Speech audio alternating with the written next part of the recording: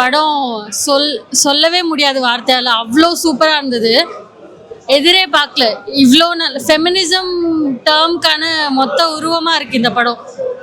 இது வரைக்கும் ஃபெமினிசம் எப்படியோ பார்த்துருக்கோம், இவ்வளோ கிளியராக, இவ்வளோ சூப்பராக, இவ்வளோ எளிமையாக பார்த்ததில்ல. பயங்கரமாக இருந்தது. ஒரு 100 crores செலவு பண்ண ஒரு கமர்ஷியல் மூவி கூட இவ்வளோ ஸ்ட்ராங்கான ஒரு மெசேஜ் சொல்லி நான் இது வரைக்கும் பார்க்கல. அவ்வளோ சூப்பராக இருந்தது. இந்த கடைசி விவசாயி எல்லாம் படம் தியேட்டரில் மிஸ் பண்ணிட்டு அப்புறம் நார்மலாக வந்த அப்புறம் எல்லாரும் புகழ்ந்தாங்கல்ல, இதெல்லாம் தியேட்டரில் கொண்டாட வேண்டிய படம். மெயினாக இந்த ஆண்கள் தியேட்டரில் பார்க்க வேண்டிய படம் இது. சூப்பர் ஸ்டார் அவங்க ஆக்சுவலி இந்த 2026ஓட சூப்பர் ஸ்டார் ராதிகா தான். அவ்வளோ அவசமாக இருந்தது, எதிரே பார்க்கல, சொல்றதுக்கு வார்த்தையே இல்லை, அவ்வளோ சூப்பராக இருந்தது மூவி.